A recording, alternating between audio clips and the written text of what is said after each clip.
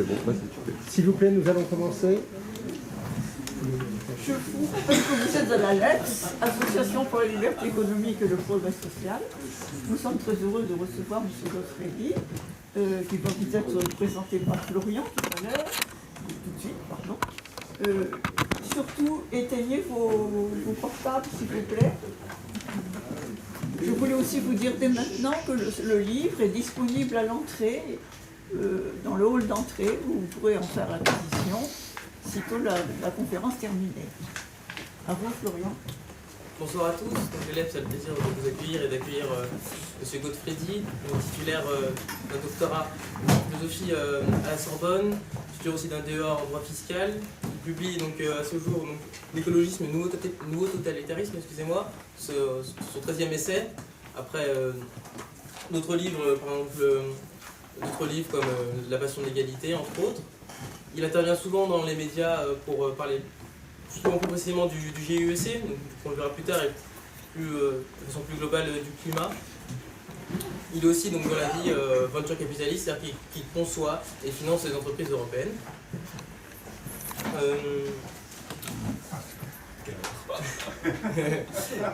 Il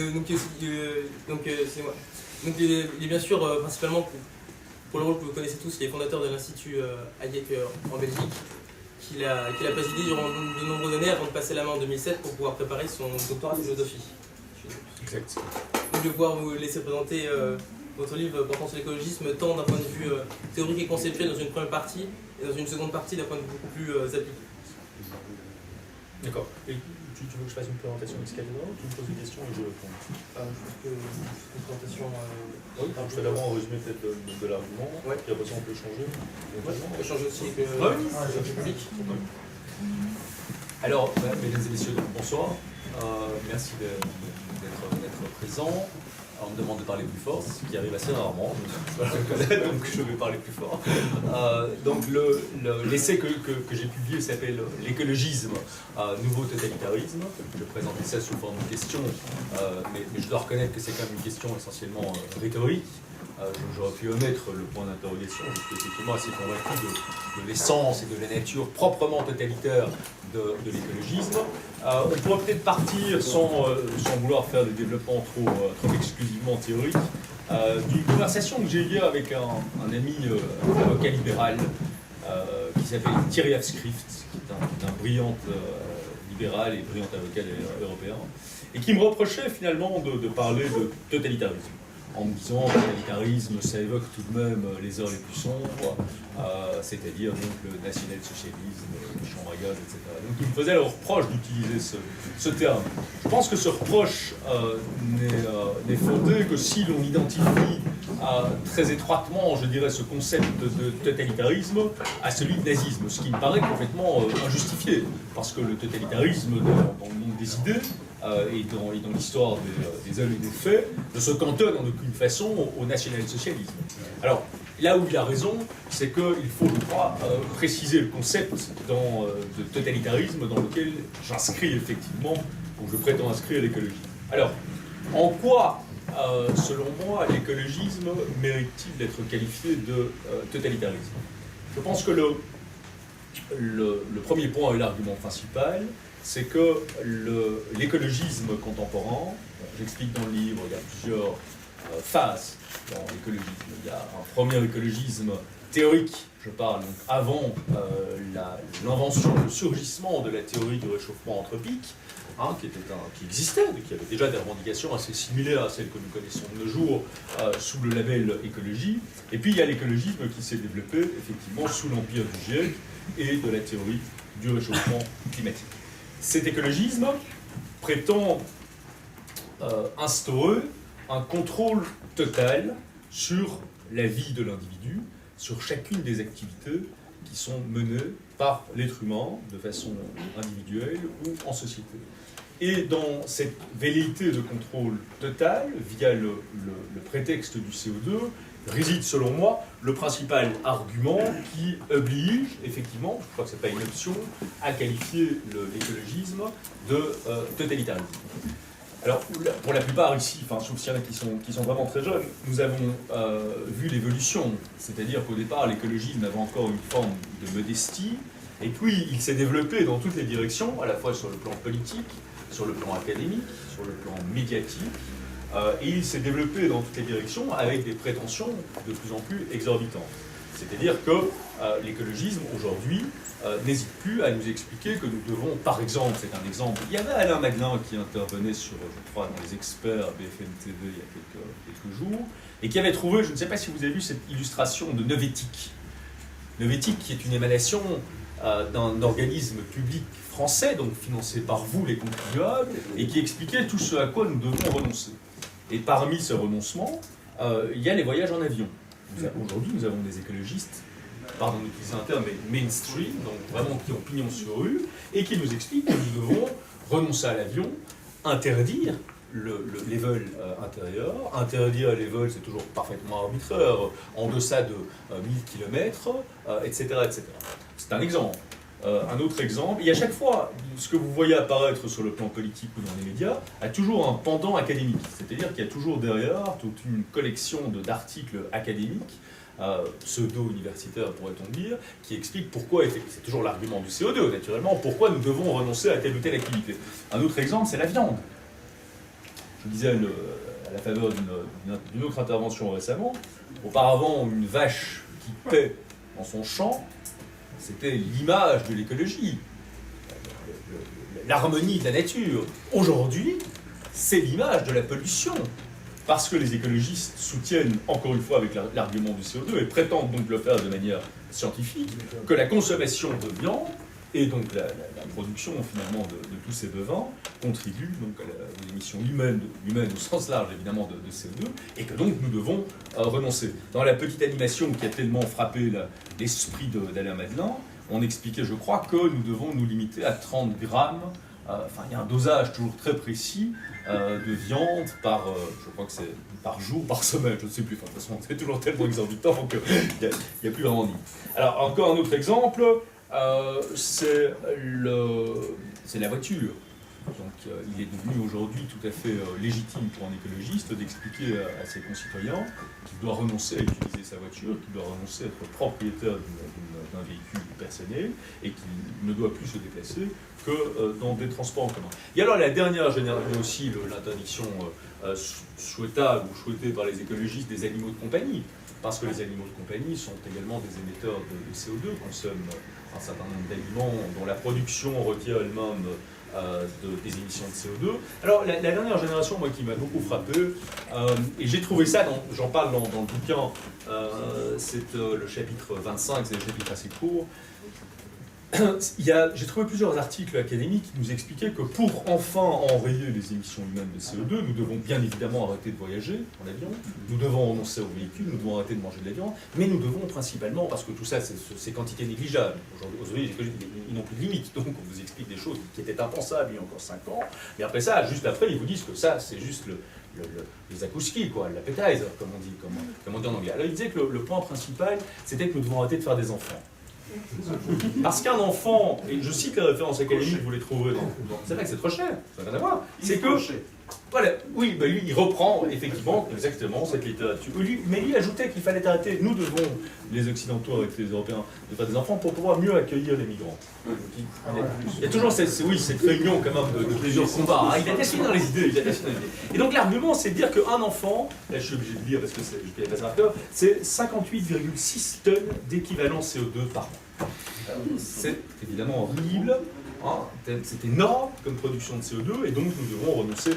Mais tout ça, on le dit maintenant en souriant, c'est inutile d'être trop de commencer à se rouler par terre, ça arrachant les cheveux, mais ce sont des propositions qui sont effectivement énoncées de manière sérieuse, et qui, pour les précédentes, font aujourd'hui partie du programme des partis politiques écologistes sur lesquels ces gens se font élire, soit dans nos parlements nationaux, soit effectivement au Parlement européen. Soit dit en passant, d'ailleurs, au Parlement européen, les écologistes pèsent, sauf erreur de ma part, je crois que c'est 10%. C'est 10% du Parlement européen, donc c'est pas considérable. Mais ils ont ce côté détenteur du bien et de la vérité, Et en plus, le Parlement européen étant élu en grande partie à la proportionnelle, qui fait que les écologistes ont un poids politique qui est supérieur à leur représentation. Parce que finalement, c'est une grenouille. Au niveau parlementaire, 10%, ça ne représente pas grand-chose. Bien.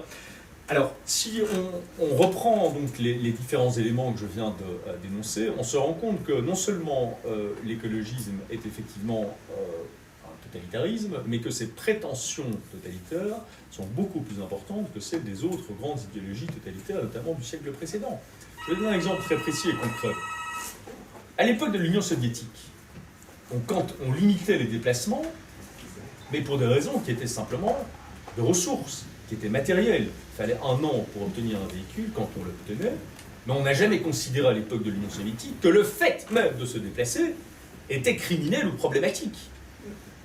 Donc il y avait beaucoup de contrôle, c'était des États avec une forte composante policière, répressive, le goulag et tout ce qu'on voudra, mais il n'y avait pas cette respiration qu'on trouve dans l'écologisme qui consiste à considérer que le fait même du déplacement, de tout déplacement, quel qu'en soit le motif, est problématique en soi. Et donc, l'idée que je soutiens, c'est que, enhardi en quelque sorte par cette théorie du réchauffement anthropique, et par la théorie donc, du caractère criminel et nuisible des émissions de CO2, l'écologisme aujourd'hui est animé par une prétention totalitaire beaucoup plus complète, beaucoup plus cohérente, beaucoup plus forte qu'aucun totalitarisme des siècles précédents. J'en profite pour signaler au passage qu'évidemment, là je me situe sur le plan des idées. Il n'y a encore, à ma connaissance, aucune société qui ait implémenté l'écologisme de façon cohérente et exclusive et autoritaire. Mais ce sont deux questions qui sont séparées. Ici, on parle des théories et on ne regarde pas encore ce qui en a été appliqué. Sur le plan théorique, en tout cas, ce que je viens de dire, à savoir cette velléité de contrôle total, ce n'est pas une interprétation qui m'est propre, c'est une revendication qui est portée de manière ouverte par le plus grand nombre des intellectuels écologistes contemporains. Vous avez, comme souvent en France, en Angleterre, c'est pas triste non plus, mais un peu le pire dans ce domaine. C'est-à-dire que vous avez des théoriciens comme Aurélien Barraud. Il n'y a pas vraiment beaucoup d'équivalents ailleurs en Europe. Aurélien Barraud, qu'on présente comme vraiment un garçon aimable, gentil, modéré, mais qui est un extrémiste absolument invraisemblable. Donc tout ce que moi je viens d'énoncer ici de façon critique, ce sont les idées qu'il défend sur les plateaux de télévision en expliquant que nous devons renoncer à la démocratie, nous devons renoncer aux libertés, nous devons renoncer à la liberté du pauvre, etc., etc. Donc ce que je viens de dire ici n'est pas un propos polémique. Ce sont effectivement les revendications de la théorie écologiste contemporaine. Alors, il y a il y a 3 points, je vous rassure directement, il ne va pas y avoir plus que ça. Il y a un deuxième argument qui permet effectivement, selon moi, de ranger l'écologisme parmi les idéologies ou les théories totalitaires. C'est que, quand on regarde l'histoire des idées, j'ai fait une petite anthologie, si je peux dire, des idées socialistes. Les grands totalitaires dans l'histoire des idées ont toujours annoncé les atrocités qu'ils avaient l'intention de commettre. Alors, à ce stade, effectivement, on retombe sur la critique de mon ami qui me disait, voilà, pas parler national-socialiste. Moi, j'évite de prononcer même le nom de Hitler. Parce qu'effectivement, dès qu'on fait ça, voilà, on a l'idée de régression à Hitler, etc. Ça, j'évite. Et en même temps, bon, on peut bien panier que le national-socialisme fasse partie de notre histoire et qu'il occupe une position quand même relativement singulière et massive dans l'histoire du XXe siècle en Europe. Donc je suis d'accord que l'argument qui consiste à sortir à tout bout de champ cette idéologie funeste n'est pas valide, mais l'argument qui consiste à dire qu'on ne peut jamais plus faire aucun parallèle avec cette idéologie me paraît tout aussi invalide. Alors si on regarde ce qui moi est mon domaine d'expertise, les écrits de Karl Marx, que j'ai relus en grande partie, et en allemand s'il vous plaît, et les écrits de Hitler, eh bien c'est limpide. J'ai exhumé un discours de ce dirigeant allemand des années 20 et 30 que je ne citerai pas et qu'il a énoncé, parce que tout le monde parle du journal Mein Kampf qui a été publié en 1925, mais le discours, il s'appelle Warum sind wir Antisemiten? Pourquoi sommes-nous antisémites? Et c'est un discours qui a été prononcé par ce dirigeant allemand en 1920, donc bien avant tout le reste à Munich.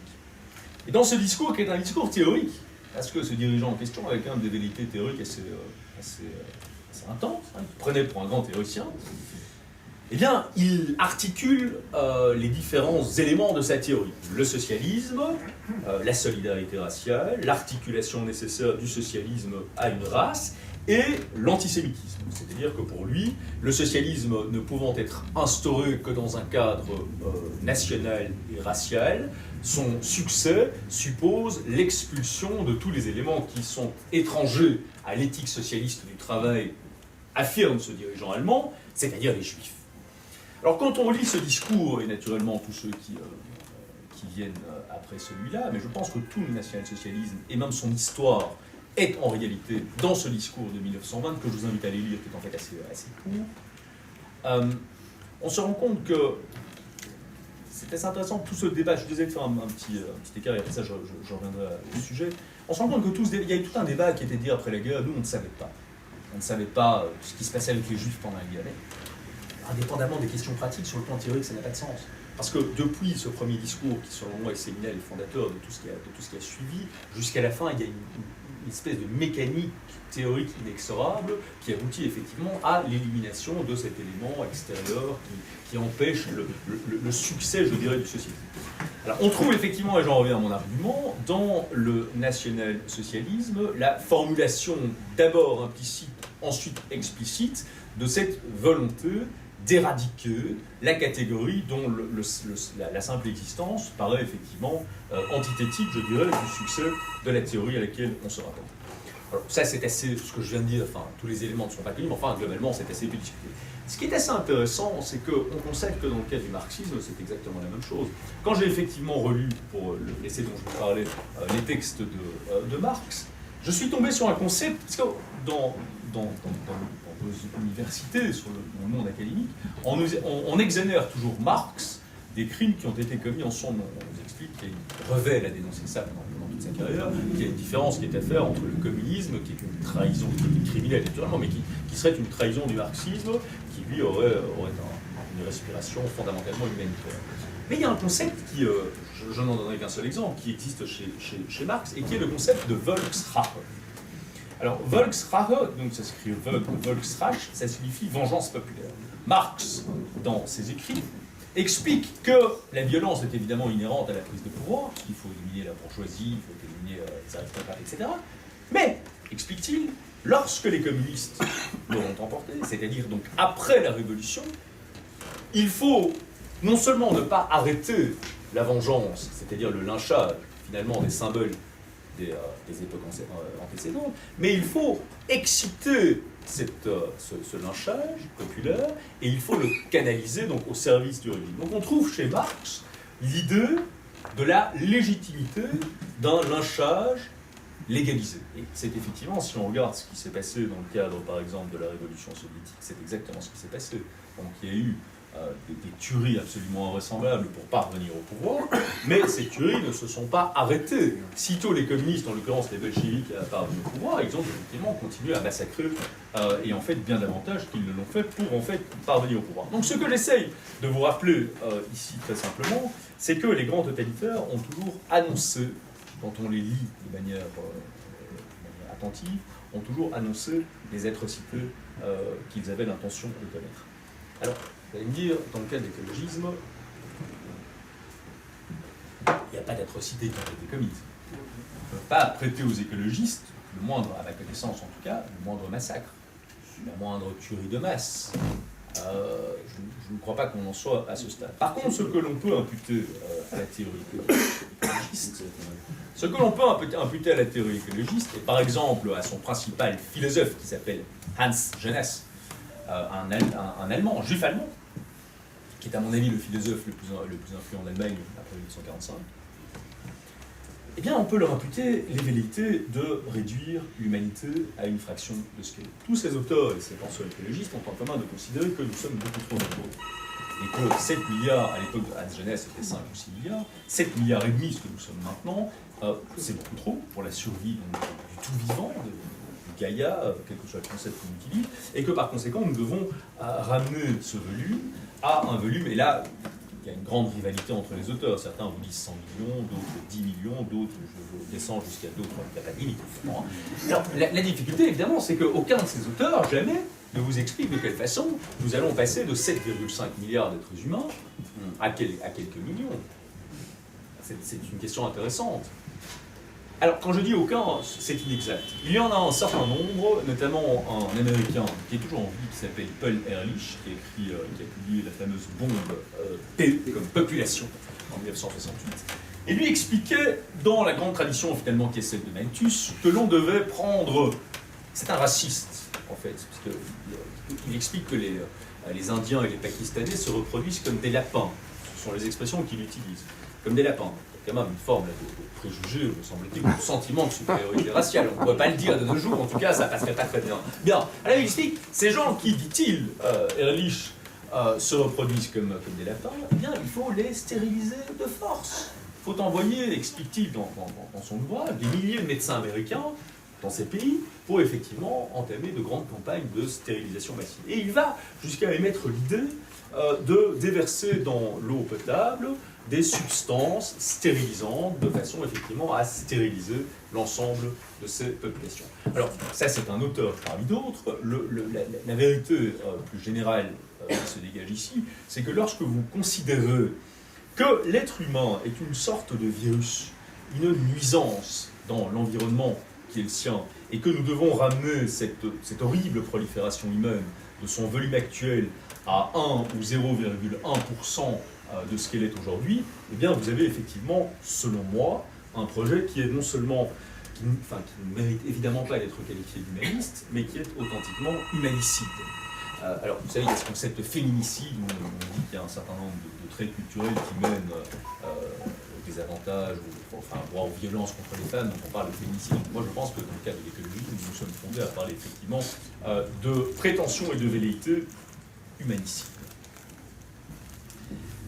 Ça, c'est le deuxième point. Le troisième point, c'est que, donc, qui permet effectivement, selon moi, de ranger l'écologisme parmi les idéologies totalitaires, c'est que les idéologies totalitaires se définissent toujours aussi par un élément d'antagonisme, c'est-à-dire par la définition d'une catégorie à laquelle on est hostile, et qui est présenté comme une sorte d'obstacle à l'avènement de la société que l'on appelle de société. Là, je vais être plus bref. C'est évidemment les Juifs, ou le Juif chez les nationaux socialistes. Ce sont les bourgeois, qui sont souvent, d'ailleurs, c'est assez intéressant, décrits dans les mêmes termes, parce que les deux s'expriment en allemand par Marx, terme tout aussi haineux dans le marxisme des bourgeois que les Juifs le sont chez les nationaux socialistes. Alors, chez les écologistes, on trouve la même mécanique. On trouve la même dynamique, je dirais, d'hostilité. Sauf que les écologistes, c'est une différence, ne singularisent aucune catégorie de la population qui serait l'exutoire de ce sentiment d'hostilité. Chez les écologistes, il n'y a aucune catégorie de la population, évidemment ils n'aiment pas les riches, ils émettent plus de CO2 encore que les autres, etc. Donc il y a une sorte de gradation dans l'hostilité. Mais l'objet, l'exutoire de l'hostilité des théoriciens écologistes, c'est l'homme. C'est l'homme dans sa généralité, c'est-à-dire c'est chacun d'entre nous, c'est notre part d'humanité. Parce que lorsque l'on adhère aux théories scientifiques ou pseudo-scientifiques qui fondent aujourd'hui l'écologisme, il est évident que c'est l'humanité en tant que telle qui est problématique. C'est-à-dire l'idée même de liberté devient odieuse, parce que si vous prenez un groupe humain qui agit de manière libre, donc qui va faire des industries, se développer, voyager, etc. Si vous prenez le même groupe humain auquel on ôte sa liberté, on leur interdit par exemple de faire des enfants, d'avoir des animaux de compagnie, de consommer de la viande, tout ce dont on parlait tout à l'heure, eh bien il est bien évident que le deuxième groupe humain émettra infiniment moins de CO2 que ne le fait le premier. Mais donc comme les écologistes ramènent tout à cette variable unique, il est clair que la liberté leur est par principe odieuse. Nous avons tous connu, me semble-t-il, cette époque, qui n'est pas si lointaine, où toutes les grandes familles politiques, depuis 1945 jusqu'il y a 10 ans, ne juraient que par la liberté. Tous se revendiquaient, souvent à tort, mais de la liberté. Aujourd'hui, nous avons une famille politique qui renie la liberté et qui explique, dans les médias, dans les séminaires académiques, partout en réalité, dans toutes les occasions possibles, que la liberté en elle-même est la difficulté et qu'elle est effectivement odieuse. Alors, par ces trois motifs, il me semble qu'effectivement, l'écologisme, bien que n'ayant pas encore pris le pouvoir dans aucun pays européen, mérite sur le plan théorique et sur le plan strictement idéologique d'être catégorisé comme étant une idéologie proprement totalitaire. Pas dans un sens dérivé, pas dans un sens métaphorique, au sens vraiment le plus littéral de l'expression. Je pense que, et je terminerai mon introduction avec ça, je pense que l'ensemble de la construction théorique écologiste actuelle peut être ramené à cet algorithme, je dirais, fondamental, qui est de dire que si le CO2 est le problème, le CO2 humain, les émissions humaines de CO2, eh bien, si ça c'est le problème et qu'on veut y remédier, alors c'est l'homme qui est le problème. La vraie difficulté aujourd'hui de l'environnement dans sa globalité, c'est l'être humain. Ce n'est pas certains êtres humains, ce ne sont pas certaines sociétés, c'est l'homme au sens le plus ontologique et même métaphysique de l'expression. Voilà. Merci pour cette brève introduction. J'aimerais qu'on puisse mettre aussi en lumière, avant de passer aux questions de la salle, un point très important dans votre livre, que vous nommez l'éthique physiciste, qui n'est pas une invention des écologistes, puisque plusieurs courants de pensée occupent l'éthique physiciste, mais c'est profondément l'éthique de désanthroponisation, de déshumanisation qui est à l'œuvre, c'est-à-dire que les écologistes, contrairement à toutes les idéologies, y compris donc, le libéralisme ou le socialisme qui se basaient avant tout sur l'homme, qui étaient fondamentalement des idéologies humanistes, l'écologisme est une idéologie anti-humaniste par essence. Et c'est ce point-là que j'aimerais particulièrement vous mettre en lumière, parce que c'est vraiment très intéressant. Mais en fait, toute la tradition occidentale est en réalité au mérite avec de divers d'être qualifiée d'humaniste. C'est-à-dire que l'homme est la mesure de toute chose. Et c'est assez intéressant parce que ça permet de faire la distinction entre l'écologisme et le marxisme. On nous dit souvent que l'écologisme ne serait finalement qu'une sorte de dérivé du marxisme. Rien n'est plus faux. Il y a effectivement, selon moi en tout cas, c'est la thèse que je soutiens, il y a effectivement un certain nombre de points communs, mais l'écologisme, selon moi, n'est pas un marxisme. Je vais vous donner un exemple très simple. Le marxisme est un productivisme. Donc les marxistes avaient la prétention de produire l'abondance et d'en répartir de manière plus égalitaire les fruits. Et donc c'est un productivisme, le marxisme. L'écologisme n'est pas un productivisme. Les écologistes ne veulent pas s'emparer des moyens de la production pour mieux en répartir les fruits ou de façon plus égalitaire. Ils veulent s'emparer des outils de la production pour les briser. Donc il faut être très précis sur ce point. Alors si on regarde pour un autre exemple, l'éthique chrétienne est profondément humaniste, évidemment, puisque l'homme est la seule créature qui ait été faite à l'image de Dieu. Si on prend une autre philosophie, qui est la philosophie de Heidegger, l'homme est la mesure de toute chose, puisqu'il est la source unique du sens dans le monde qui nous entoure. Bref, donc cet humanisme est consubstantiel. L'écologisme, selon moi, rompt de façon radicale avec cette éthique humaniste, et je propose effectivement ce néologisme de physiciste, ça vient de physiste, donc la nature en grec ancien, c'est-à-dire que l'éthique écologiste procède intégralement de la considération de ce qu'ils appellent le tout vivant, c'est-à-dire l'ensemble dans lequel s'inscrit l'homme, mais s'inscrivent également toute créature, tout ce qui est vivant, les végétaux, les animaux. Et donc leur préoccupation n'est jamais rivée à l'homme, elle procède exclusivement de la considération de l'ensemble. Et finalement, quand on lit ces auteurs, notamment Hans Jonas, on se rend compte que la seule chose qui singularise finalement l'homme par rapport aux autres mammifères, c'est sa capacité de nuire. L'homme, parce qu'il a effectivement, ça on ne peut pas le nier, une capacité rationnelle que les autres animaux ou mammifères n'ont pas, a une capacité de nuire, effectivement, qui est considérable selon les écologistes. Donc, capacité de nuire, donc au tout vivant, à l'ensemble global. Et donc, on a là affaire, effectivement, à ce que Hans Jonas lui-même appelle une métaphysique de la nature. Ce qui, quand on y réfléchit, ne veut évidemment strictement rien dire, parce que métaphysique, en grec ancien, ça veut dire ce qui est au-delà de la nature. Et donc, c'est une sorte de jeu de mots qu'il s'autorise pour dire qu'en réalité, effectivement, c'est un divorce, sa pensée marque un divorce radical avec toute la tradition humaniste occidentale pour changer le cœur, l'axe de l'éthique, pour le déplacer de l'homme à la nature dans sa globalité. Mais quand on parle de la nature, c'est toujours une vision très personnelle et finalement ascientifique de la nature. Parce que quand il parle de tout vivant, j'y consacre un chapitre, je peux dire un mot par rapport à ça, hein, ça ne nous emmène pas trop loin. Quand les écologistes parlent de tout vivant, Gaïa, mais pose-nous la question, c'est vivant dans quel sens? Quel est le sens scientifique dans lequel on peut dire que l'environnement, et même les planètes et le système solaire, est vivant? Vivant au sens d'un être humain? Non. Vivant au sens d'un mammifère? Non. Vivant au sens d'un végétal? Non. Et donc, en réalité, quand on réfléchit, me semble-t-il en tout cas, si le tout vivant des écologistes, de tous les idéologues écologistes, l'expression peut varier, mais il y a toujours cette idée de tout vivant, est effectivement vivant, il est Dieu.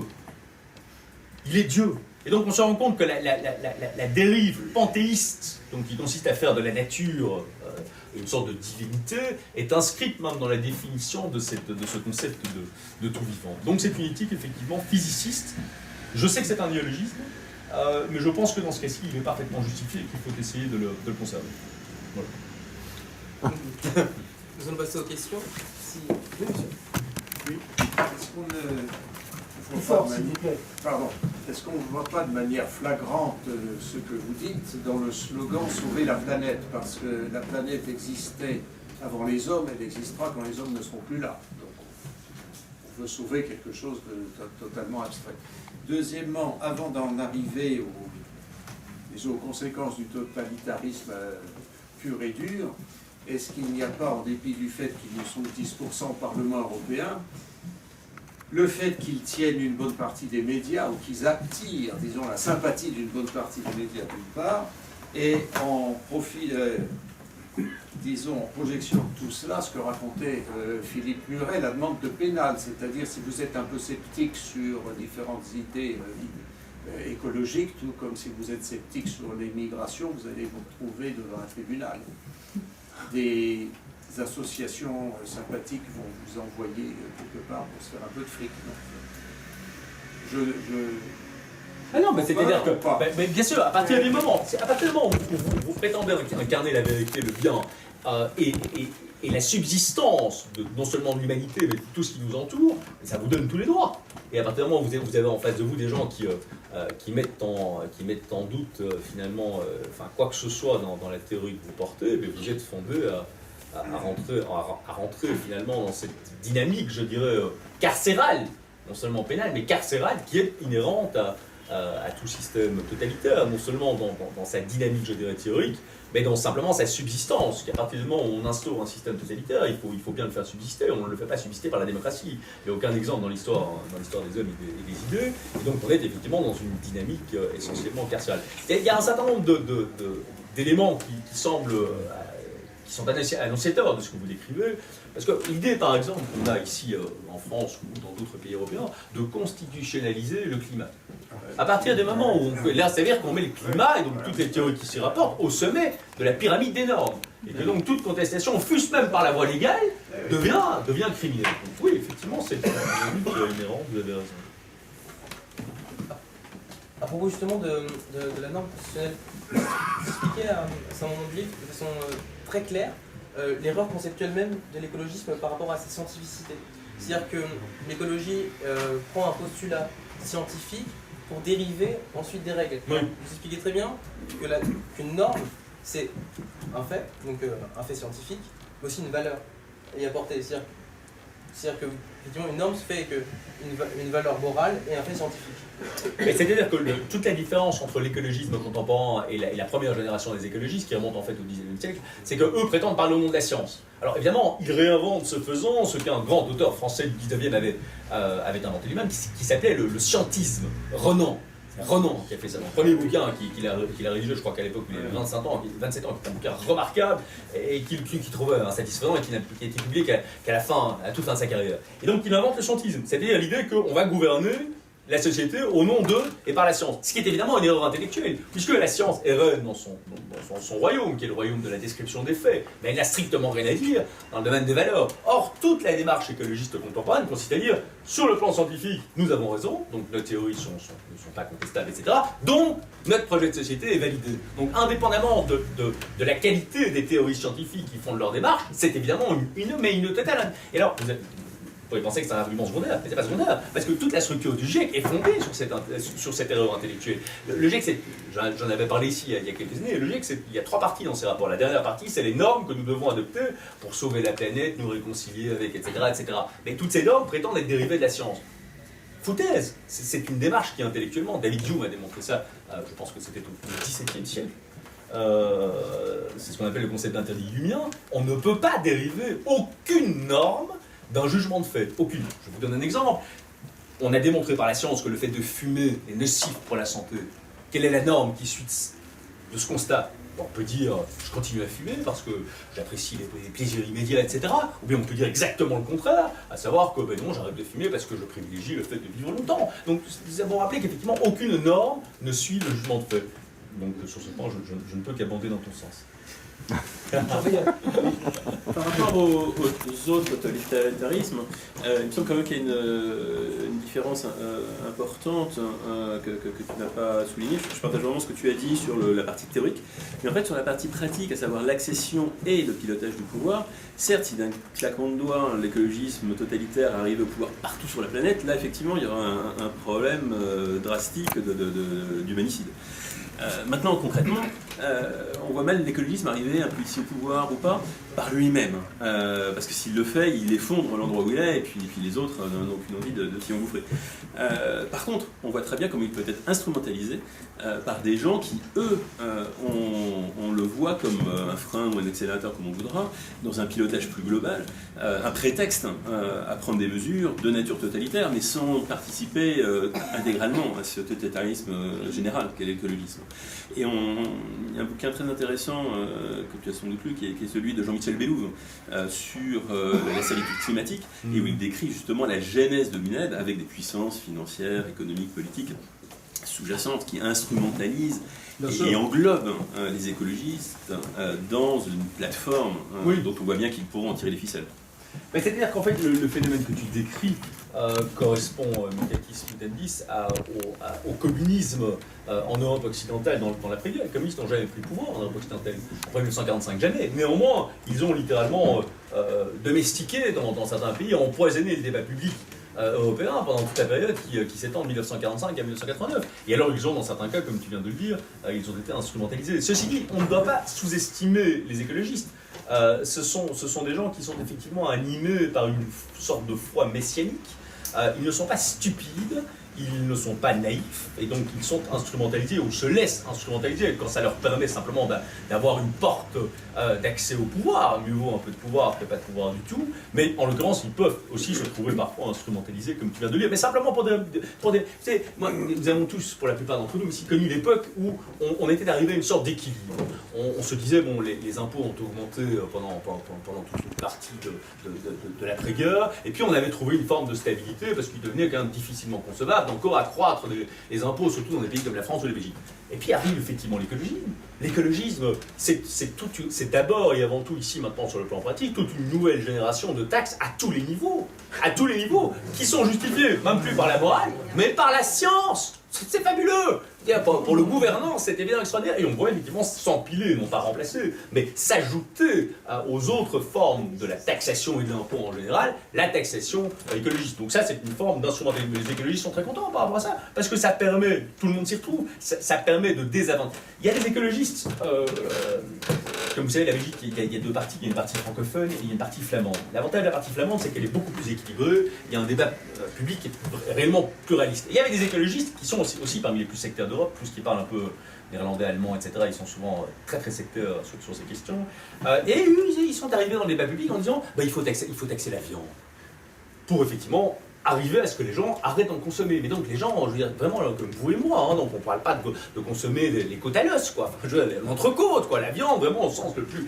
Et ça leur a effectivement, on leur a annoncé jusqu'à 18% aux dernières élections qui ont eu lieu le même jour que les élections européennes, et ils sont finalement tombés à 10%, ce qui est évidemment pas très fameux comme ça. Mais c'est un bon exemple où effectivement ils peuvent être instrumentalisés et en même temps s'y retrouver parfaitement.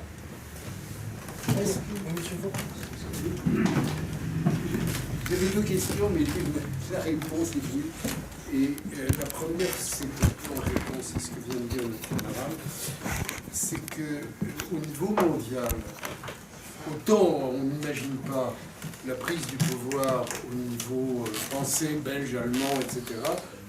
En revanche, dans les institutions internationales où la démocratie n'existe pas, Oui, bien sûr. Je veux dire qu'il faut regarder les discours de Guterres, de tous ces sots, pardon. C'est un peu trop faible. Alors, le deuxième objection, vous y avez répondu d'une façon très bien, c'est qu'à mon avis, il faut renverser un peu la causalité.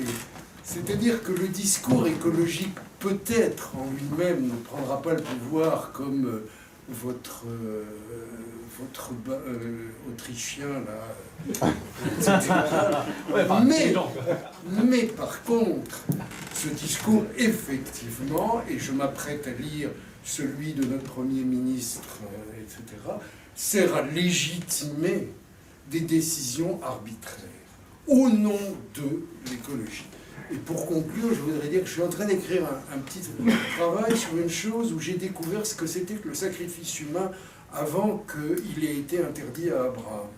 Le sacrifice humain est une réponse adéquate à tout ce que M. Al Gore a cherché à nous raconter au niveau mondial. C'est-à-dire, je sacrifie l'enfant, ce à quoi je tiens le plus, pour exorciser la colère des dieux. Alors, aujourd'hui, nous ne croyons plus aux dieux, mais nous croyons à Gaïa, à la Pachamama des Indiens, etc. Ouais. Et votre questionnement est passionnant. Je m'apprête à acquérir votre livre. J'espère qu'il en restera pour les autres. Mais parce que...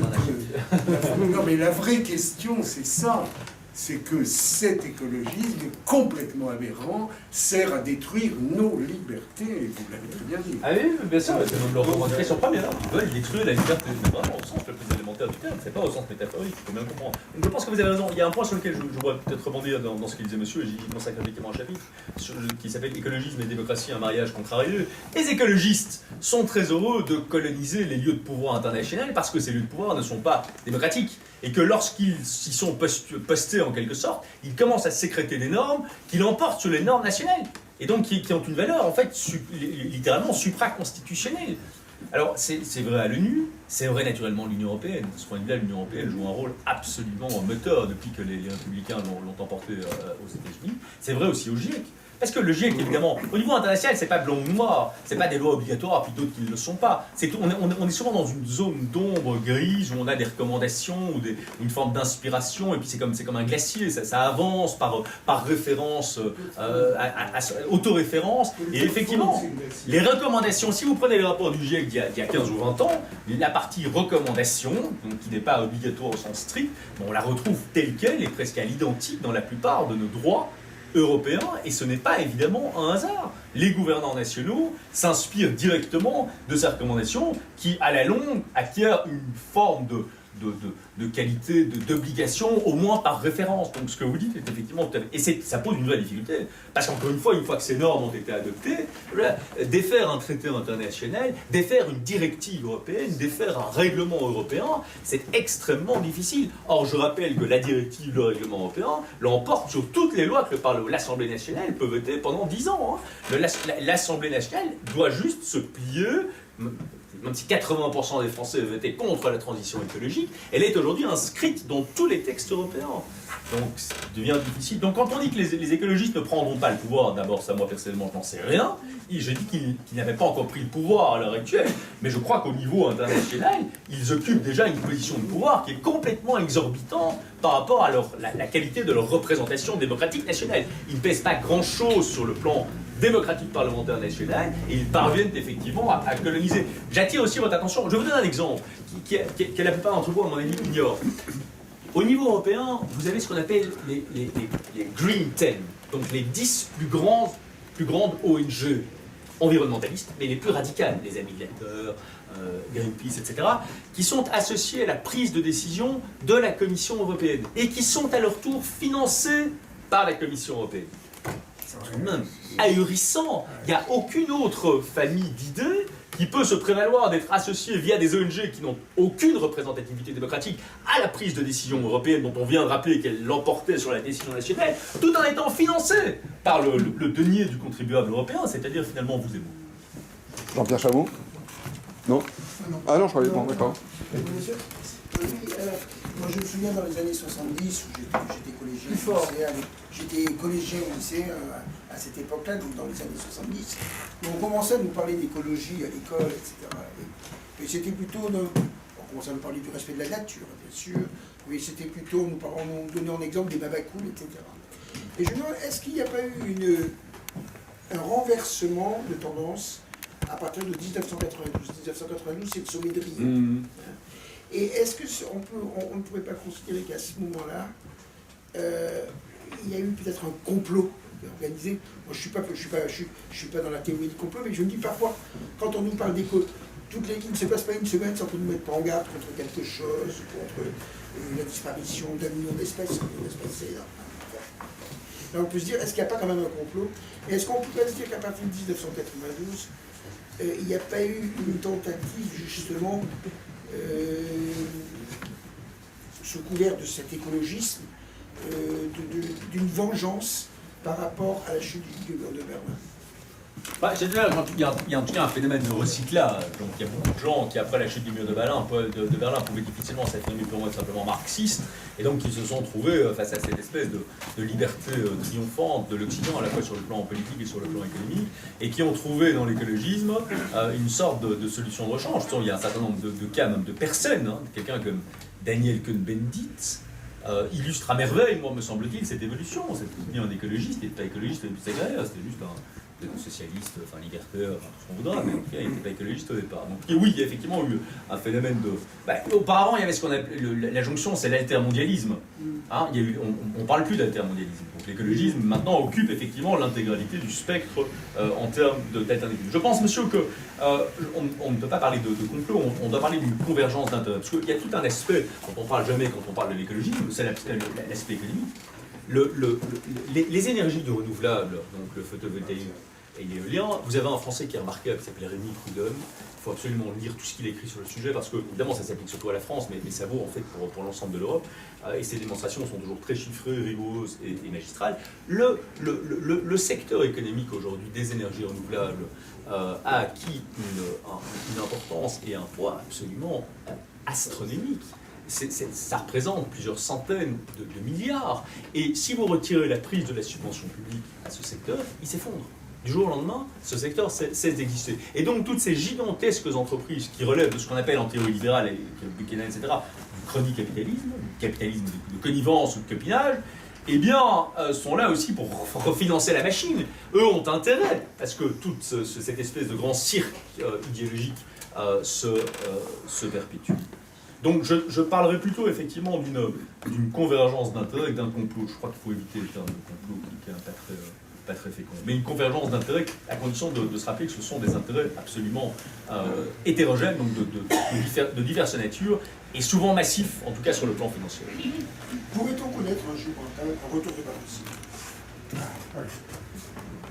Ah oui, écoutez, moi j'ai pas de réponse à tout, hein. Donc un retour de balancier. Ben, oui, c'est-à-dire que je pense que le remède ultime à l'écologisme, ça va vous paraître un peu niais peut-être, mais c'est la démocratie. Parce que finalement, le communisme, comme on en parlait tout à l'heure, était une promesse d'abondance et de prospérité complètement fausse et mal inspiré et qui ne s'est jamais concrétisé dans la réalité des faits. Mais c'était une promesse d'abondance. On expliquait aux gens qu'ils auraient davantage et mieux que ce qu'ils avaient au moment où le communisme est apparu. L'écologisme, c'est le contraire. C'est une promesse de précarité. L'écologisme explique que tout le monde sera plus pauvre et devra renoncer effectivement à tout ce qui fait le confort de la vie moderne. Et donc de ce point de vue-là, le fait que l'écologisme et aucun parti écologiste n'ait encore réussi à triompher dans aucune démocratie européenne me laisse penser que le vrai remède ultime, et d'ailleurs on constate une très grande hostilité aujourd'hui dans tous ces cénacles internationaux à l'égard de la démocratie nationale, qui est vraiment présentée comme porteuse de, c'est ce qu'on appelle le populisme finalement, hein, de courants populistes, de courants qui rejettent effectivement l'idée même de transition écologique, etc. Et donc oui, je crois que le vrai antagonisme est entre l'écologisme et la démocratie, mais au sens libéral du terme, au sens donc national du terme, parce qu'à ma connaissance, on n'a encore jamais réussi à instaurer une démocratie internationale. François Blot. Bonjour. Comment porter la contradiction? vous allez loin dans une description du processus. Manifestement, il y a une telle hégémonie de l'idéologie que vous décrivez, au moins chez les politiques et dans les médias, que toute tentative de porter une parole, disons climato-sceptique, vous mène à un suicide social et à la lapidation. Non, je ne suis pas Quelle résistance est-elle possible par rapport à ce totalitarisme? Est-ce que vous avez identifié en tout cas des arguments de base à opposer? Porter la contradiction. C'est une question tout à fait légitime. Je vais peut-être d'abord lui répondre. Je vais vous donner un exemple qu'à mon sens vous ne connaissez pas. 50% des journalistes belges francophones votent écologistes. Dans une région où les écologistes pèsent 12 ou 13%. 50%. Donc effectivement, quand cette petite languette d'auteur, parce que la Belgique francophone c'est 4,5 millions d'habitants, les écologistes n'ont pas à faire campagne aux élections. La presse fait campagne pour les écologistes tous les jours, la veille des élections, mais pendant la campagne électorale, mais en réalité, 50%. Donc la deuxième catégorie, c'est peut-être les socialistes qui sont à 20%. Vous voyez, puis alors quelques chrétiens, quelques libéraux un peu égarés, et 3 mecs de droite, quoi. Donc voilà, donc effectivement, par rapport à cette domination, et cette domination n'est pas que nationale. Si vous allez dans les cénacles internationaux, au niveau européen, c'est tout le temps. Ils font des résolutions, des recommandations, des directives, des règlements. Alors oui, effectivement, on peut se poser la question. Je pense que dans ce combat d'idées, il y a deux approches. Il y a effectivement les écologistes et la gauche en général, qui ont repris toutes les techniques du marketing économique et qui l'appliquent et de manière avec une très grande maîtrise et très brillante, et souvent effectivement sur l'échelon international. Et puis il y a l'autre approche, qui est... pardon, je voulais pas taper dans la table. Il y a l'autre approche qui est à mon avis plus naturel pour des libéraux, comme je pense que la plupart d'entre nous le sommes, et c'est une approche d'argument rationnel. Moi, je développe des arguments rationnels. Maintenant, cela dit, tant que je crois que les écologistes, dans leur velléité totalitaire, empoisonnent le débat public, et vous avez cette Claire Nouvian en France. Vous savez, faire un débat avec Claire Nouvian, vous imaginez, c'est un traumatisme. Après ça, on se fait insulter sur les réseaux sociaux, etc. Et enfin, je n'ai pas le sentiment que lorsque l'on vient avec des arguments rationnels, il soit impossible de les formuler. Alors maintenant, pour répondre de manière plus précise à votre question, bon, il y a des pays dans lesquels tout est plus équilibré. Par exemple, les États-Unis, 80% de la presse aux États-Unis est de gauche. C'est comme chez nous, pas de différence. Mais, à côté des organes de presse traditionnels, à côté des universités également très à gauche, il y a tous les think tanks américains. Il y a toute cette génération de nouveaux médias comme Drudge, Breitbart, Gateway Pundit, etc. Et donc tout ça fait quelque chose d'équilibré. Ici en Europe, malheureusement, c'est beaucoup moins équilibré. Et nous n'avons pas ce type d'instrument. Donc, et pour terminer ma réponse, concrètement, je pense que nous, comme Européens, nous pouvons effectivement affiner nos arguments rationnels. Nous pouvons également nous appuyer sur une certaine force de frappe dans le domaine des think tanks américains. Et nous devons en tout cas dépasser l'échelon national. Simplement mener le combat de l'argument et des normes au niveau national est à mon avis quelque chose que nous devons dépasser parce qu'on manque totalement d'efficacité. Mais si vous, et je termine vraiment avec ça, c'est assez stimulant comme question, mais si vous prenez en France, c'est évidemment très difficile, puisque là, vous savez, il y a un médecin français expatrié à Bruxelles qui s'appelle Laurent Alexandre, que vous connaissez peut-être, brillant entrepreneur, qui est foncièrement, je crois, un libéral, qui a soutenu Macron. Il a soutenu Macron jusqu'à ce qu'il se rende compte que Macron était en réalité un extrémiste écologiste. Parce que la vision que se fait de la transition écologique quelqu'un comme Macron est particulièrement radical. Et donc effectivement, on a affaire à une parole publique ici en France, écologiste, qui s'étend très au-delà du parti écologiste au sens strict. Mais je ne crois pas que nous ayons perdu la bataille des idées, même si nous sommes pour le moment très en minorité. Georges Lain. Oui, à aucun moment de votre exposé, vous n'avez parlé du matérialisme. Oui. Le matérialisme est un domaine fondamental de la philosophie, de l'idéologie. Les auteurs que vous nous avez donnés, bon, je pense par exemple à Marx, sa philosophie, c'est le matérialisme historique, le matérialisme dialectique. Oui. Est-ce qu'on ne peut pas dire que l'écologie, c'est le dernier stade de ce matérialisme historique? Je n'en veux pour preuve que les états de la matière que les chimistes ont découverts du temps de Marx.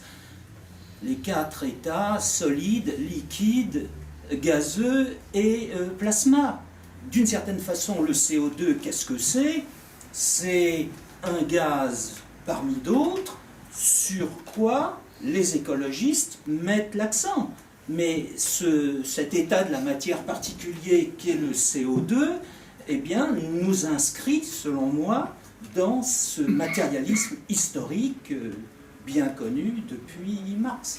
Écoutez, je pense que c'est une thèse intéressante de vouloir faire un parallèle, je dirais, ou un rapprochement entre le matérialisme écologiste et le matérialisme marxiste. Ceci dit, je crois qu'il y a tout de même une différence fondamentale, c'est que le matérialisme historique marxiste consiste à dire que le principal moteur de l'histoire, c'est la confrontation d'intérêts matériels divergents. Donc la notion de matière dans la théorie, je dirais, élémentaire marxiste, reste tout de même rivée à l'homme et aux classes sociales.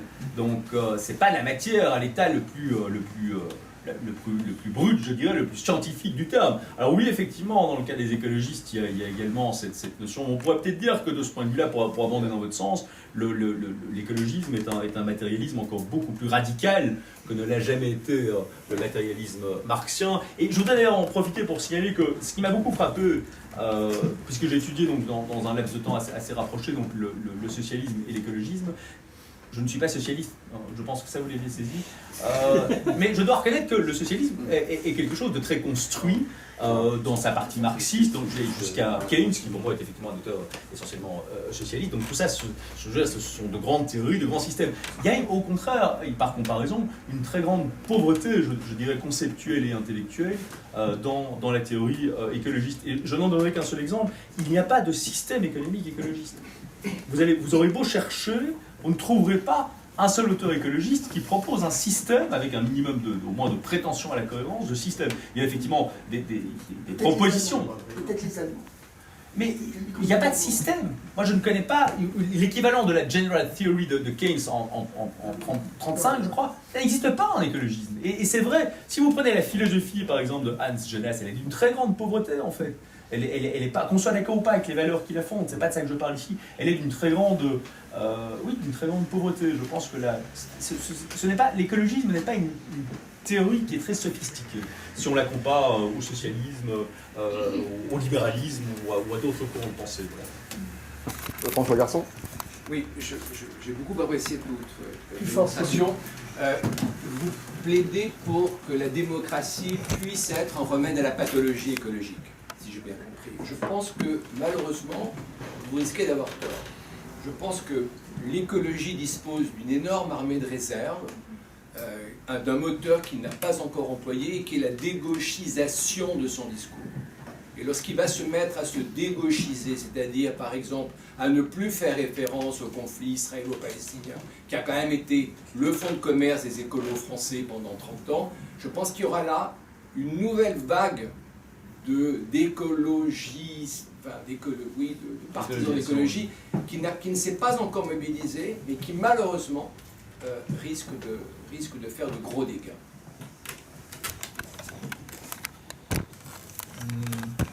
C'est possible.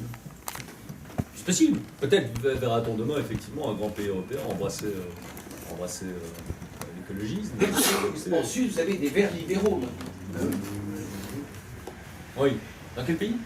En Suisse. Oh, mais de toute façon, si vous regardez le groupe des libéraux au Parlement européen, la plupart sont des écologistes. Les macronistes au Parlement européen sont dans le groupe libéral. Vous retrouvez également des types comme Verhofstadt, par exemple, au départ un libéral, mais qui est devenu aujourd'hui l'alter ego de Daniel Cohn-Bendit. Donc il y a effectivement un certain nombre de libéraux, mais je pense que dans ce cas-là, le gène écologiste est voué à l'emporter sur le fond de libéralisme qui peut être... On ne peut pas être à la fois libéral de façon cohérente et écologiste au sens que j'ai défini, et au sens où les grands intellectuels écologistes se définissent eux-mêmes. On ne peut pas être les deux en même temps. Donc il y a forcément l'une de ces deux théories qui devra en céder par rapport à l'autre. Maintenant, il y a aussi ce qu'on appelle le greenwashing. Donc, il y a un certain nombre de gens qui peuvent être tentés de se revendiquer, je dirais, de l'écologie. En plus, l'écologie, au départ, est une science. Donc, moi, je parle de l'écologisme comme théorie, comme dérive idéologique, mais au départ, c'est une science pour des raisons simplement d'intérêt, soit économique, soit électoral ou électoraliste. Mais je ne vois... Oui, c'est possible. Je pense que le vrai test sera le marché politique allemand. Je pense que les plus radicaux sur le plan écologiste sont effectivement les Allemands. Moi, je suis fasciné, je ne sais pas pour vous, mais quand on regarde l'histoire simplement sur les 100 dernières années, cette capacité qu'a ce grand peuple, tout de même, à mains égards admirable, d'embrasser les pires idéologies avec le fanatisme le plus absolu et d'embrasser ces idéologies jusqu'à s'auto-incinérer d'autres populations, mais s'auto-incinérer. Parce que vous savez, les Allemands, bon maintenant ça va très bien, ils sortent d'excédents budgétaires, ils sont en train de déstabiliser leur industrie automobile. Et l'industrie automobile, c'est une partie importante de l'économie allemande. Et si, en plus de faire ça, parce que maintenant, ce que vous avez en Allemagne, vous avez des tribunaux qui commencent à dire on ne peut plus rouler avec des voitures thermiques sur telle portion de route. Alors, écoutez, si on commence à tolérer ce genre de choses, bientôt, forcément, on ne va plus rouler avec des voitures thermiques. Mais vous avez en même temps la menace sur les exportations allemandes, sur notamment le marché américain. Si ces deux phénomènes venaient à se marier, ce qui est tout à fait vraisemblable à court terme, d'ailleurs la grandeur économique allemande, elle est terminée. On aurait un effondrement allemand. Mais la difficulté, c'est que vu le poids économique de l'Allemagne en Europe, elle emporterait une grande partie, comme elle l'a déjà fait dans notre histoire récente, une grande partie de l'Europe dans sa déchéance, naturellement. Je pense que ceux qui sont les plus radicaux, je dirais, dans l'écologisme en Europe aujourd'hui, ce sont les Allemands, ce sont les Belges, mais ça n'a qu'une importance évidemment secondaire, parce que la Belgique est un... Et alors les Français. Mais dans le cas des Français, c'est d'autant plus déplorable que, comme vous le savez tous, parce que nous le savons, mais le Français de base ne le sait pas, 75% de l'électricité française est nucléaire, ne produit pas de CO2.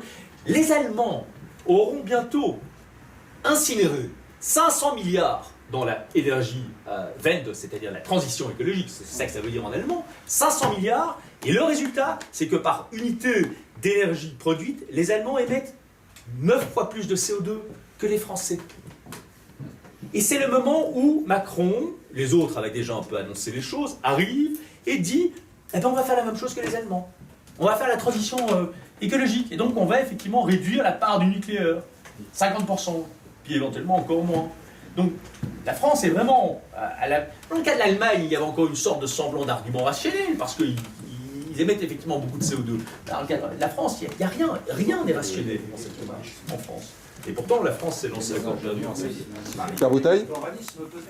Non, non, c'est par idéologie. Je pense que dans ce cas-là, c'est plutôt par idéologie. Pierre Bouteille ? En matière de preuve par l'absurde, et pour indiquer que tout espoir n'est pas perdu. Dans les grands génocides, tu as oublié le printemps silencieux de Rachel Carson, oui, qui a fait interdire le DDT, oui, qui était séminal aussi, oui.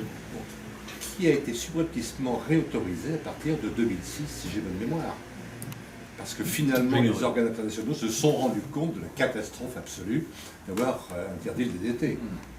C'est-à-dire que les Américains ont joué un rôle moteur dans l'écologie. Hein, on peut dire, la plupart le rapport Meadows, les anglo-saxons en général, la bombe P de Ehrlich dont on parlait tout à l'heure, l'auteur dont on parle, qui est une femme d'ailleurs, je crois. Oui. Effectivement, pas. Mais la différence, c'est que chez eux, il y a des contrepoids. Donc il y a tous ces auteurs qui sont d'horribles extrémistes, à moitié dérangés, etc. Mais il y a en face d'autres auteurs qui sont là pour faire contrepoids, et il y a une sorte d'équilibre. Mais je voulais quand même revenir au point que vous souleviez, monsieur. Je pense que si l'écologisme ne l'emporte pas, n'arrive pas à prendre le pouvoir, et donc à nous réduire finalement à de pauvres créatures primitives, je pense qu'il y a en tout cas l'effet le plus probable, me semble-t-il, de notre point de vue, c'est une forme de sabotage de l'économie européenne, mais au sens de l'Europe occidentale.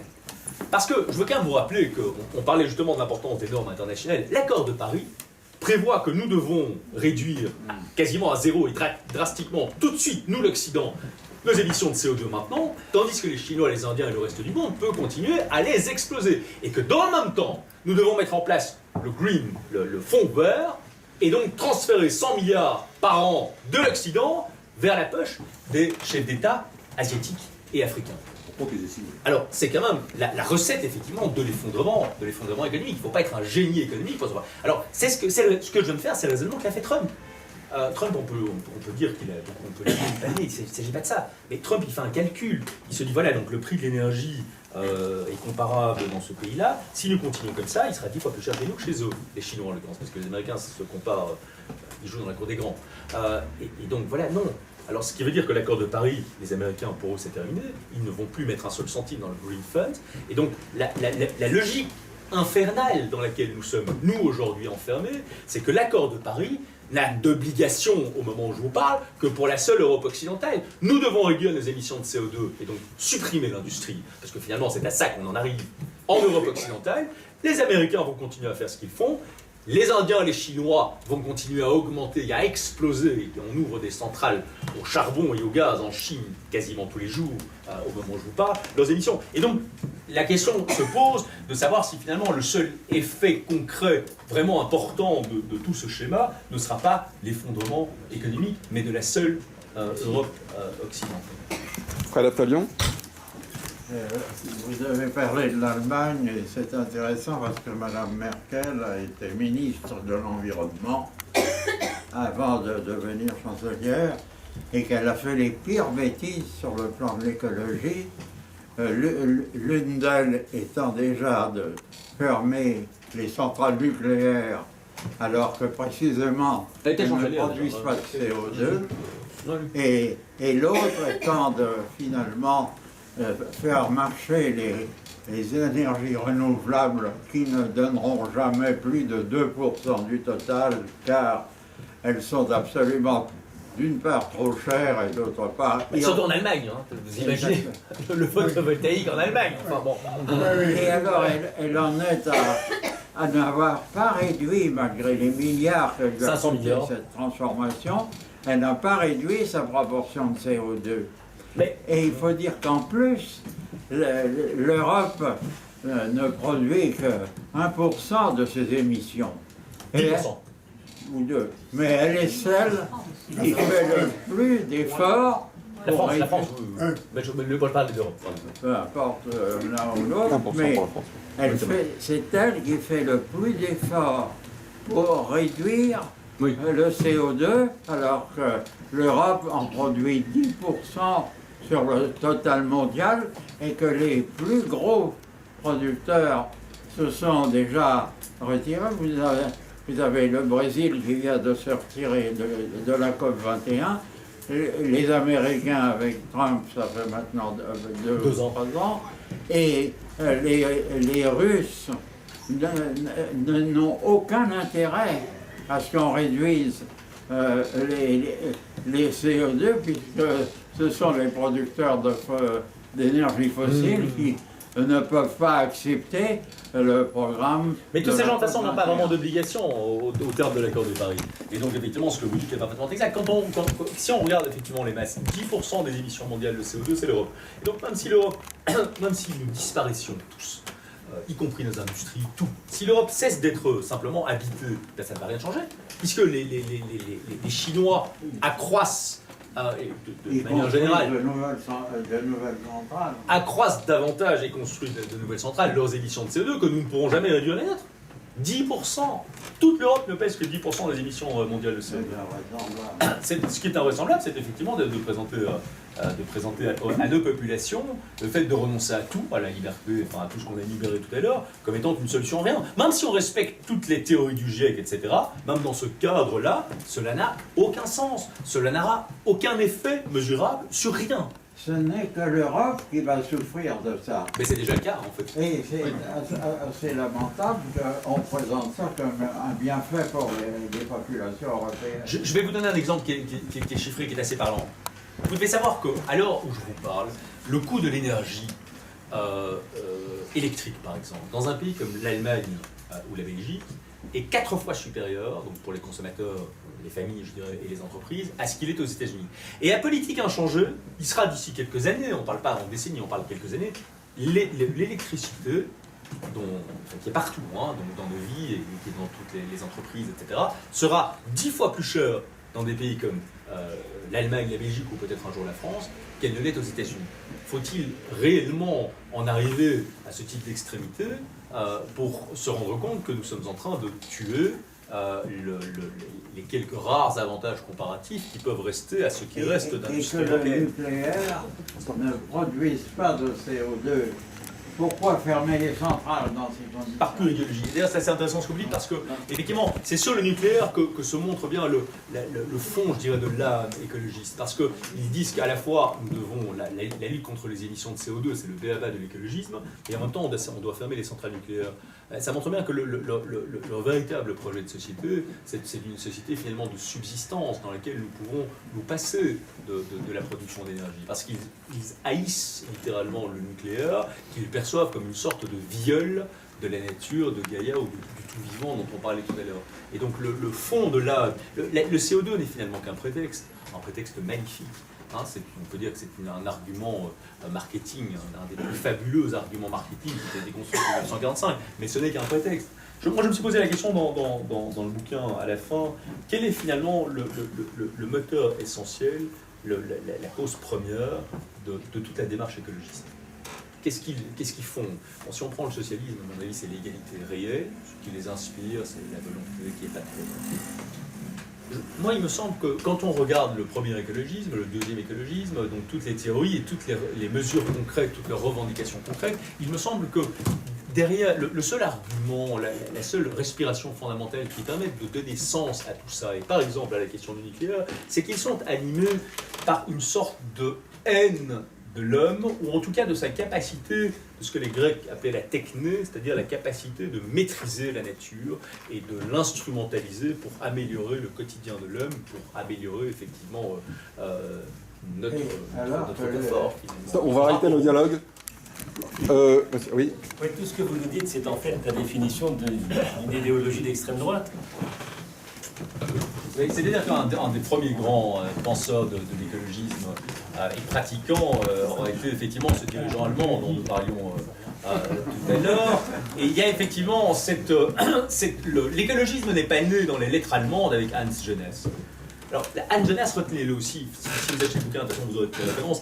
C'est assez intéressant parce que Hans Jonas est un juif allemand. Hans Jonas, c'est quelqu'un qui a quitté l'Allemagne dans les années 30, comme beaucoup d'intellectuels juifs, simplement pour échapper à la mort. En écrivant cet essai, j'ai exhumé 2 interviews crépusculaires de Hans Jonas. Une qu'il a donnée en 1991 à Esprit, donc le magazine français, et une autre qu'il a donnée en 92 à Der Spiegel. Et vous pourrez y retrouver, c'est avec Google Translate, vous pouvez traduire le Der Spiegel. Alors, c'est très intéressant parce qu'il se laisse aller, dans l'interview à Der Spiegel et au détour d'une phrase, à expliquer que la solution finale au problème écologique, c'est une réduction de l'humanité à 1/10. Voilà.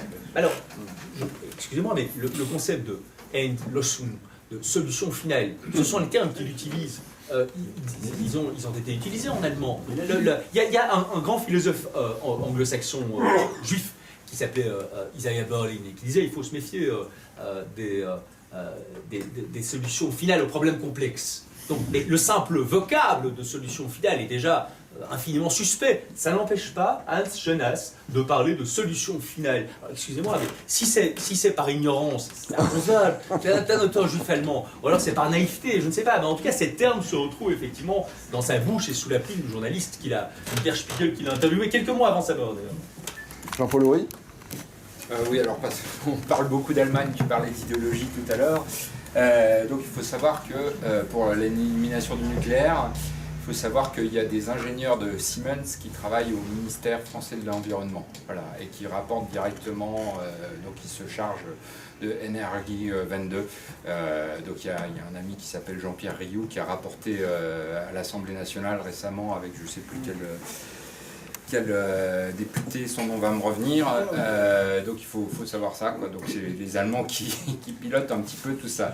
C'est du pilotable, ça tombe bien. Alors pour revenir aussi à je pense effectivement que c'est l'aboutissement du matérialisme. C'est un ultramatérialisme. Il y a un autre parallèle que tu as peut-être oublié de faire, c'est la lutte des classes. Il y a 2 classes clairement opposées. Et qui ne sont pas prêtes de se réconcilier, c'est l'homme et la nature. Tu l'as très bien dit, mais c'est effectivement une lutte des classes. J'y ai pensé l'autre jour en lisant justement Laurent Alexandre qui disait l'homme combat la nature depuis le début. Et je me demande qu'il y a peut-être une piste il y a peut-être une piste philosophique à creuser, qui est l'absence de pensée du continuum homme-nature. Tu as beaucoup parlé de Jonas, je préfère beaucoup Ruyer. Je ne sais pas si tu as lu j'ai essayé de te le faire lire, mais je ne sais pas si tu as pu le lire.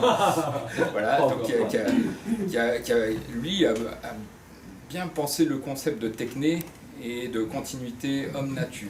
Voilà, et ne pas tout en pensant l'homme dans un tout, dans une totalité, mais sans réduire pour autant la spécificité de l'homme.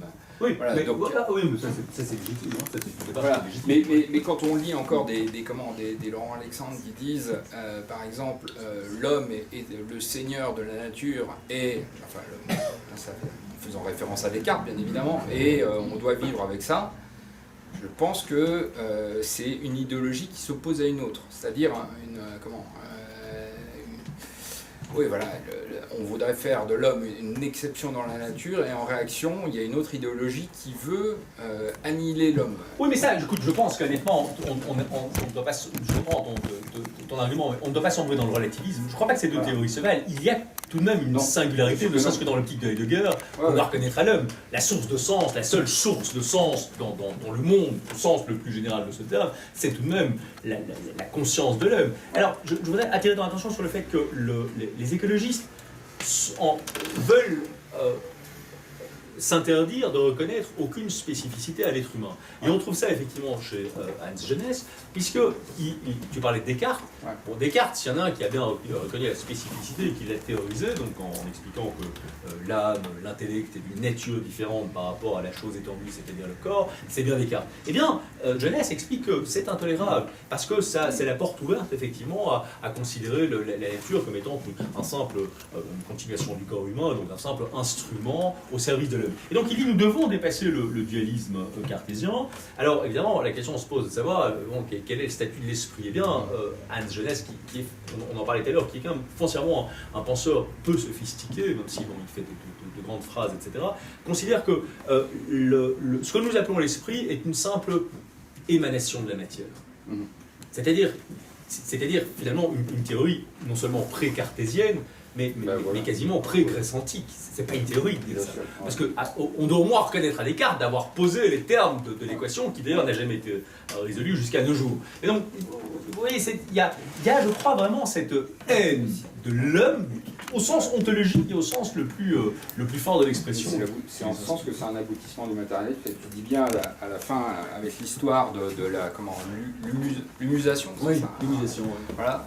Donc, en fait, ce qui est frappant là-dedans, c'est qu'il n'y a plus aucune symbolique par rapport à la mort. Il n'y a plus de finalité, il n'y a plus. C'est une annihilation. La mort est un progrès. La mort est un progrès. Voilà. En tant que la mort nous remarrie avec cette nature à laquelle nous sommes nuisibles du seul fait de notre existence, la mort, dans l'optique écologiste, marque un progrès sur la vie. Il faut bien comprendre l'inversion. C'est pas simplement l'inversion des valeurs, parce qu'on dit parfois l'inversion des valeurs, ça fait souvent. Mais là, c'est une inversion radicale de notre rapport au monde. C'est ça la respiration fondamentale de l'écologie. C'est bien que tu l'aies souligné. Jacques Cohen. Oui, s'il vous plaît, vous cherchiez des arguments à pouvoir opposer aux écologistes. Le premier argument, c'est de leur poser la question simple, qu'est-ce qui fait que depuis que l'homme est sur Terre, c'est-à-dire depuis des milliers d'années, l'homme n'est pas disparu, puisqu'il a fait tellement d'erreurs. Et la seconde question, c'est que l'homme est arrivé en dernier, donc ça devrait l'inciter à la modestie, et au lieu de l'inciter à la modestie, c'est tout le contraire, c'est l'hubris. Oui, mais ceci dit, donc, nous devons, à mon avis, combattre, surtout en tant que libéraux animés par la valeur de liberté, nous devons combattre de manière extrêmement déterminée, je dirais, l'écologie. On ne peut pas non plus la technique en tant que telle, ni bien ni mal. Il y a effectivement une dimension hubristique dans la créature humaine. Nous avons conçu l'arme nucléaire, on parlait de l'énergie nucléaire, qui est une manifestation absolument sublime du génie humain, mais qui porte en même temps elle-même un pouvoir de destruction. Donc oui, il y a effectivement une dimension hubristique, mais reconnaître la dimension hubristique, ce que faisaient les Grecs, c'est-à-dire c'est un terme grec, de la créature humaine ne nous oblige pas à la considérer comme un virus à éradiquer. Donc, mais on doit reconnaître effectivement cette dimension hubristique. Oui, bien sûr. Jean-Pierre Chameau. Il y a un monsieur qui avait essayé. Bonsoir. Ça, Jean. C'est une soirée passionnante, merci. Je ne peux pas, depuis tout à l'heure, m'empêcher de penser au millénarisme. Parce que c'était un petit peu la même chose, il y a presque 1000 ans. L'idée d'aller au trou pour accélérer quand même la fin du monde. Et ils le font, mais ils le font sans idée, sans absolument aucune la référence à aucune transcendance. Mais c'est ça qui vous quitte. Et ça explique pourquoi ils ont, partout où ils passent, ils distillent de l'anxiété et de l'angoisse. Complètement. Donc il me semble que c'est un millénarisme du siècle, du 3e millénaire. Tu as tout à fait raison. Et d'ailleurs, quand tu lis, on le voit aussi bien dans la bonté dont j'ai parlé, après ça, M. Vaudrey, dans la bonté de Ehrlich dont je vous parlais, ou le rapport Meadows qui a été publié en 72, on le retrouve. Si vous voulez, la logique de ces écrits, consiste à dire que c'est une logique malthusienne. Donc c'est toujours de dire qu'on croit, et on se multiplie, et donc on va s'effondrer. Et donc la logique fondamentale de ces gens consiste toujours à dire que nous devons réduire drastiquement l'humanité pour éviter qu'il n'y ait un jour une réduction drastique de l'humanité. Donc on tombe effectivement exactement dans la définition du millénarisme. Il n'y a aucune logique là-dedans. Il y a véritablement cette idée qu'on doit détruire l'humanité pour éviter qu'elle n'en vienne à se détruire. Alors à ça, nous devons opposer des arguments. Nous n'avons jamais été aussi nombreux à la surface de la Terre, or qu'il n'y a jamais eu en proportion aussi peu de gens qui souffrent de la famine, par exemple. Nous sommes 7,5 milliards. À l'époque de Malthus, c'était inconcevable qu'on arrive à ça, parce que pour eux, à 500 millions, c'était déjà la mort pour tout le monde. Au coin de la rue, 7,5 milliards, et il n'y a que 10% de gens, ce qui est beaucoup trop, c'est pas un argument moral, mais il n'y a que 10% de gens qui souffrent effectivement de la faim. Disons, pas de la famine, mais de la faim. En zone de guerre. Et souvent, c'est lié effectivement, et c'est souvent d'ailleurs dans des pays qui sont sous-peuplés que la Bolivie. Et donc ça n'a rien à voir évidemment avec la croissance de la population. Oui, mais donc, nous ne devons pas simplement nous défendre, nous devons dire, voilà, c'est quand même une manifestation, c'est ce qu'on appelait la révolution verte, etc., du génie humain. Cette capacité que nous avons à nourrir mieux 7,5 milliards de nos semblables, que nos lointains ancêtres ne parvenaient à survivre quand il n'était que quelques millions à la surface de la Terre. Donc, je veux dire, c'est exactement le contraire de l'optique millénariste. Monsieur Oui. Alain Mathieu. Non, juste avant, il y avait monsieur qui avait demandé la parole. Pardon. Oui, je rebondis d'ailleurs sur un propos précédent. Les sources de ça, de ce pessimisme, au fond, ma thèse, c'est que l'Occident est entré dans une phase de pessimisme profond, philosophique, qu'il a intériorisé. Et ça a commencé avec, moi je dirais Rousseau par exemple, le mythe du bon sauvage et la culpabilité de l'homme moderne. Cette culpabilité a été renforcée de manière évidemment compréhensible parce que l'Europe a réussi à faire au XXe siècle. Se suicider physiquement, matériellement pendant la Première Guerre, se suicider moralement lors de la Seconde. Et même si nos écolos d'aujourd'hui, pour beaucoup, ne sont pas forcément des fortiches en histoire, je pense qu'ils ont hérité d'un profond pessimisme à propos de l'homme et de l'horreur qu'il est capable d'être. Alors que, dans beaucoup d'endroits du monde, c'est pas du tout ça qui est vécu. Moi, je me souviens, il y a 30 ans de ça, il y avait un collègue, j'étais chez lui à dîner, il y avait des gens, des Français qui revenaient du Brésil et qui disaient, il y a 30 ans, on est frappé. À Paris, les gens sont pessimistes. Et on s'est posé la question pourquoi. Et puis j'ai avancé l'hypothèse selon laquelle c'est parce que les Brésiliens font beaucoup d'enfants. Oui, mais je pense que c'est lié. Et la réaction à mon propos a été une réaction d'horreur, comme si j'étais raciste. Oui, mais ça, y compris parmi les droites. Mais c'est un autre sujet, mais complètement. Et depuis ce temps-là, je me suis dit, oui, il y a au fond de nos sociétés, surtout évidemment en Europe, mais c'est en train ça contamine les États-Unis maintenant. Il suffit de voir les universitaires américains, la révolution qui a lieu, et c'est une révolution catastrophique, où tout ce qui caractérise l'Occident, la civilisation occidentale, a été critiquée, réduit. Alors, on bat sa coule pour tout ce qu'on est. À partir du moment où on est dans une logique où la victime, où l'autre est meilleur que nous-mêmes, mais on n'a plus qu'à disparaître. Et l'écologie n'est jamais qu'un moyen d'y arriver, en disant qu'on est trop globalement Parce que ce serait évidemment, c'est pas encore pensable de dire les Européens ou l'Occident est coupable à l'égard du reste du monde, mais entre nous, ce que vous avez dit sur la COP, c'est parfaitement caractérisé. C'est ça, hein. Me semble-t-il. Bien sûr. Mais c'est le tiers-mondisme en fait. Hein. C'est ce que le tiers-mondisme a toujours voulu réaliser. C'est exactement la même chose. Et les recettes, évidemment, sont le contraire de ce qu'il faudrait faire. Il est évident que la Banque mondiale, quand elle interdit de construire une centrale, enfin quand elle s'interdit de financer une centrale à charbon en Afrique, elle tue des gens. Une centrale à charbon en Afrique, c'est éminemment utile. On n'a le droit de plus rien maintenant. Tout ce qui est efficace est banni. Interdit par la Banque mondiale. Je ne sais plus où donner de la tête. Ouais, voilà. Il n'y a pas de CO2. Alain Mathieu? Il me semble que la façon de lutter contre l'écologisme, c'est de défendre la liberté d'expression. Actuellement, il n'y a aucune liberté d'expression dans ce domaine. Si vous êtes climato-sceptique, vous êtes un ennemi du genre humain. Vous n'avez pas droit à la parole. Et des gens comme Allègre sont interdits d'antenne. Le professeur de physique Gervais, qui est un ancien du GIEC, a repris les textes du GIEC et démontre avec eux-mêmes que s'il y a une influence de l'homme par le CO2 anthropique, ça ne dépasse pas quelques millièmes de degrés.